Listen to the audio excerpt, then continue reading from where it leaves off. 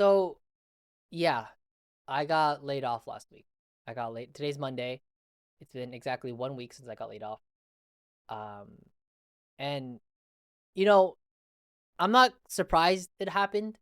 Um, just without giving away too much context, the company business model was like bleeding money like crazy, and in an unsustainable model like that, it's no surprise that eventually even core and key members of a team are going to get let go. I just happen to be on the unlucky side of things. And it's weird, I actually stopped doing content basically altogether while I was working this job. And I was doing some stuff on the side, but nothing that was like major. And I would only use any free time that I had to really work towards things. So, I stopped posting videos on my TFT channel. I stopped posting on this channel. I even stopped. I've not been doing TikToks for like a while, and now I'm like trying to get back into the swing of things, and it feels so weird to be completely honest. Um, but the reason why I'm starting to post on content again is because I feel like I'm at a bit of a crossroads.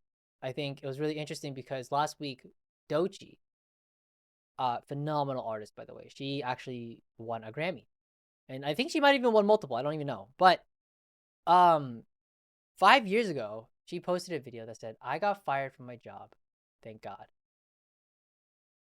And as weird as it sounds, it almost maybe it's just the timing of things. It's just a random coincidence, but it just feels like such a strong parallel where I'm sitting here and it's been a week, you know, and I got let go.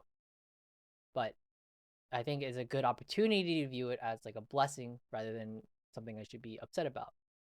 I wanted to make the switch into the corporate 9 to 5 because I thought that that would be a better fit for myself and my overall just like financial security. Because I've been not very financially stable for like 3, 4 years now, trying to pursue content and stuff and whatever. But I think what I realized though coming out of this is that like I don't want to go back to that corporate life. I don't want to go back to that 9 to 5. And not to say that it isn't a good life to have. I actually think it's a very stable and quite honestly honest and capable and respectable lifestyle that I think a lot of people can be proud of. It's just not for me. I felt like when I was working in that environment, I felt stifled. I felt like if I wanted to pursue something and create something, it had to go through layers and layers of verification. And then sometimes you would just take ownership and try to do something, and then it gets shot down because you're asked, why the fuck would you do that? And even though you have the best intentions and it's a good thing, it just gets shot down or criticized all the time. And it, it felt it felt suffocating, I guess is the correct word. There were days where I even would disagree with like the people above me, and at a certain point, it's just like I don't want to keep arguing for it. I think it's what I think is correct. It's what I think is right for the company. It's what I think is overall great for us and the team. But sometimes you just don't see eye to eye, you know? And I think for me, I'm a bit too stubborn because if we don't see eye to eye, I would keep going. I normally would keep going until we find a compromise. But it's like most of the time, there's no room for compromise. There's no time for it. So we have to make executive decisions quick and now. And then these really cool ideas just get shot down. And then it just the progression just felt so slow and stifling. And it just when I noticed myself saying it's not worth it, that's what really made me like take a step back and be like, that's not who I am. If I think an idea is good, it's because I thought it was good because it was worth it. So seeing myself starting to compromise on the things that I thought were great, I did not enjoy that at all. So from this point forward, I think I really want to do my own thing. And I think what really separates the corporate life versus the lifestyle that I had previously where I was struggling with content was discipline, which is really interesting. I think when people ask me how I'm doing, I'm always like, oh, I'm so busy. Oh, I'm so busy. But I'm busy because I'm disorganized. I'm not busy because I'm busy. If I was busy at being efficient, I would have been uploading consistently. I would have been straight on my goals. I would have been able to produce content at a pace that makes sense and promotes growth. I was on that track back in set 9, which is I think a year ago now, and I did really well for TFT that year, or really that set. But ever since then, I've been struggling to bounce back, and I just got more and more disconnected from it. And I think, obviously part of it was because I started working a full-time job starting, I think it was like set 11 was when I first started working a job, and I really like was not doing content anymore. But when I look back on how I had been working on content, and then my experience working in the corporate world in marketing as like a manager and doing all this like product management stuff, I had no discipline. I was not disciplined. I was not nearly on top of my goals as much as I thought I was. And I think now, knowing how inefficient I was being back then, taking the learnings from this corporate experience and then applying it to what I can do now with content creation and with TFT, and even the lifestyle brand that I want to start, I think I can make it work. I don't have a big buffer. I don't have a large set amount of time before I'm like basically out of cash.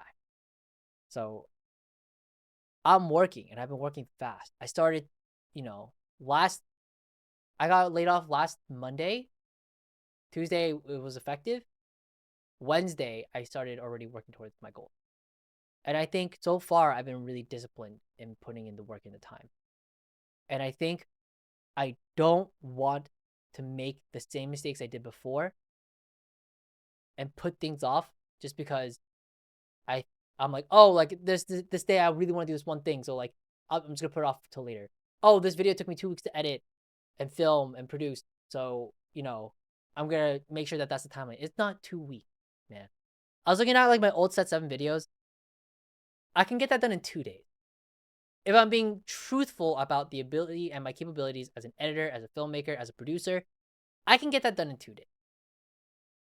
I'm gonna burn out if I keep producing videos at that rate, 2 days, but it should not take 2 weeks. So I'm gonna put in the effort. I'm gonna put in the time, and I'm gonna see where it goes. I'm hoping that, while I don't know where my personal brand is gonna go, at the very, very least, for TFT, I want to be able to look back on set 14 and say, this was the set I really put everything in, and it paid off. I really want to say the same thing about my personal brand, the lifestyle brand that I'm creating, which is probably news for basically anyone watching this, but I'm starting a lifestyle brand. I've been working on it on and off for the past like about 6-7 months at this point. And I don't want to announce anything about it just yet, but I'm making progression towards it. I made a YouTube channel. I'm starting to build up a social presence on there. I've bought the materials that I need to keep pursuing it, and I'm trying to branch and put everything under one large umbrella. And it'll make more sense over time. I don't want to explain everything now, especially when not everything is fully set in stone. But that's where I'm at right now. I'm broke. I make videos that don't garner very many views anymore. And I think a lot of the TFT world has kind of forgotten who I am. Right now, I am at a low that I don't think I've been at since I've started. But this is the turning point. And I hope that one day I can look back on this video and say, you worked so fucking hard to get to where you are now. That is all I want.